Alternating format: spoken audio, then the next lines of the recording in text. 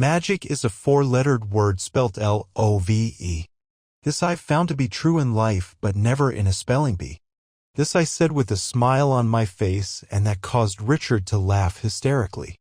He said even at my old age I never lost my touch, that I'm still as funny as ever, but I'm not so sure that's true. The old description, not the sense of humor. Well, Dad, I'm sure you didn't call me out here to tell jokes. Why exactly am I here? Richard was always a smart kid, sometimes too smart for his own good one. He asked not because he knew not why he was here, but because he wanted me to get into it. That I've tried to avoid for as long as I possibly can, but there seems no more escape. Left to me I wouldn't interfere, but the wife put me up to this, and this isn't a matter I could wind my way out of. I wanted a serene environment to talk to my son, and though I had other options, we both concluded that going out for fishing would be best. This we haven't done since he was but a child, maybe 10, 15 years of age at most. He thinks I'm too busy, that's why I no longer go fishing with him, but the truth is I hate fishing. Absolutely hate it. I hated it when my dad took me fishing when I was much younger, and I hated the fact that he passed on the tradition to me and my son before he passed on. A tradition I wasn't interested in keeping alive, but not Richard. He took his sons fishing as often as he could, and if they're any bit like me, it'd be the worst torture you could give them. Maybe that's why they like coming over ever so often. Sometime today would be nice, said Richard, cutting short my flow of thoughts. I think you know already why you're here, more like why we are. If you don't, then you're not exactly as smart as you think you are. He remained quiet after I said this, which is odd because he's always quick with responses. I don't know what you hope to achieve by doing this, but often it doesn't end well. Oftentimes road taken to avoid our fate becomes the fastest route to meet it. He interjected, knowing exactly what I was about to say because I say it ever so often. I know, Dad, but sometimes the uncertain can be a safer bet. He replied, almost sounding as a sage. He was about to shed a tear as he said that, but rather than do that, he held back the tear and threw forth his hook instead. That sounds very stupid. You know that, right? I replied in a manner he didn't see coming, and that caused an uproar of laughter between us that was bound to chase off the fishes. A bet is never made on a foundation of uncertainties. Only when there's a chance of victory do you ever bet on the underdogs, which reminds, how's Billy, you German shepherd? Well, you know how it is with Germans. He played a game of Russian roulette and he wasn't so lucky. He actually fell ill and died in his sleep.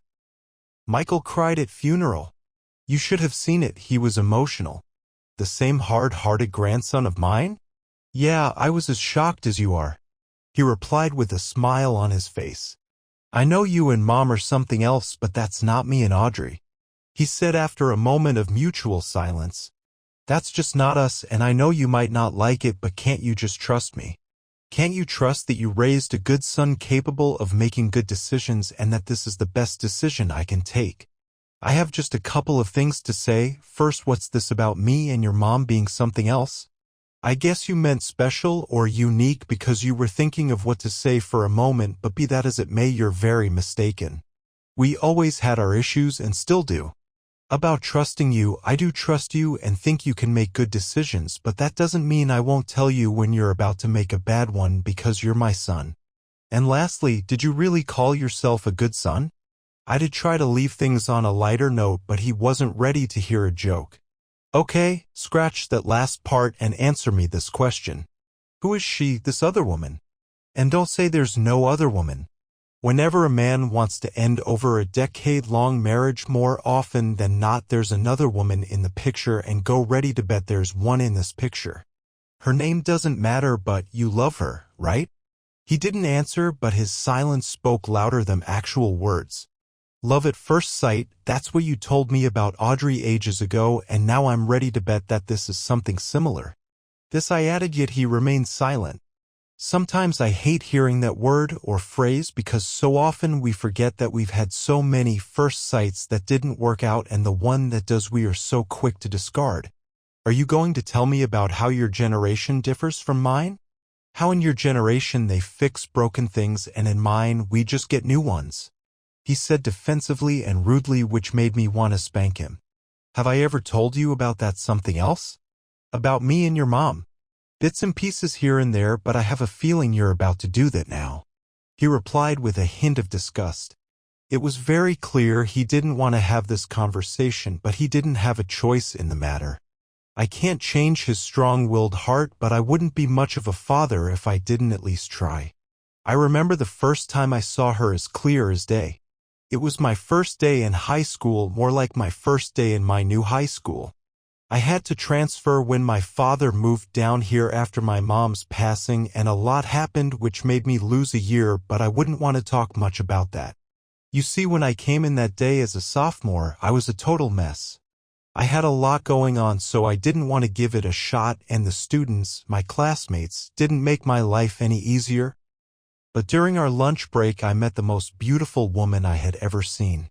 It was a sight so stunning I couldn't possibly forget. I saw her and I liked her the moment I did, although I didn't think I had a shot with her in 1,000 years. Be the fat kid with glasses and braces on my teeth against the hottest cheerleader in the school, there was no way I had a chance, but you know what? I took it. I took the shot. I walked over after the lunch break when she was at her locker and I told. I just took my shot. All or nothing. And you hit bullseye and still do till this day. What a totally unexpected story and a true motivation to us all, and to think you wouldn't bet for the underdog. Richard interjected mockingly, and I have to say I was really resisting the urge to spank him. That's all good and great, but how exactly does that help me? He added rather impatiently. Well, for starters, I didn't hit bullseye. It was a total catastrophe which made me the laughingstock of the school. Sure, I was bold and fearless, but truly I was tired of living, and so I couldn't care less what happened. Also, to make my life even more of a living hell, I got beaten by her boyfriend and some of his co-football players. You see, her boyfriend was the captain of the football team, and if I had known that I'd have scratched that, I'd still do what I did nonetheless. I said, ending with laughter. I didn't care if he saw the joke in it or not, but just remembering how stupid and hopeless I was and how far I've gotten since then just puts a smile on my face. So you were beaten by mom's boyfriend. That's pretty hardcore and a pretty dope origin story, he said with a heartwarming smile. Yeah, it truly was, except I didn't get a beating from her boyfriend. There was no boyfriend in the picture. She's actually the one who patched me up after the beatdown. And that's how we met, I said with a smile on my face, knowing fully well he didn't see that coming. Wow, so the most beautiful woman wasn't Mom? He said as he chuckled. No, she wasn't. Don't get me wrong, your mom was absolutely gorgeous, and she was the only reason I could go through high school. Maybe I'd have made a lot more bad choices or ended it all, as I was tempted to do at some point, but she pulled me through. She showed me the meaning of love in a way I didn't know was possible. And it's not about the ecstasy of sex that fades away quickly. She actually made me able to move on, and I was able to make peace with my mother's passing and helped my father do the same. She became my best friend, and I got so used to having our shadows cast as one that I had to make it official and forever. That's not to say we didn't have other problems, but I was made to realize that the grass isn't greener, nor would it be somewhere else. We oftentimes think that, but it isn't true. The grass is greener, or would be greener, where you water the ground. Give love the room to flourish, and it would blossom in ways you can't imagine. Give room for hurt and errors, and you'd find the greatest expression of love and forgiveness. You may think you would find a better life out there with someone else, but I wouldn't want you to take that road and then realize that the life, the love you were searching for was right in front of you all along.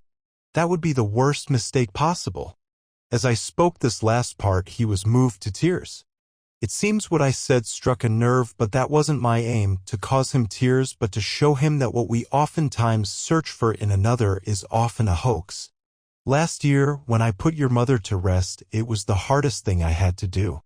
I prayed that God would take me too, but here I am, strong as an ox, and your mother, I tried holding it back, but the sobs and tears coming out was stronger than me. Before she passed on, she made me promise that I'd do right by you, by Charles and also your sisters, especially in a situation like this. I'm sorry to bring this up now. My aim isn't to guilt you into doing what I want. Truly, if I had my way, I wouldn't say this, but it just has to be said. The truth is, your mom hoped for the best for you and Audrey. She spoke the best of you both, and your marriage was something she was most proud of.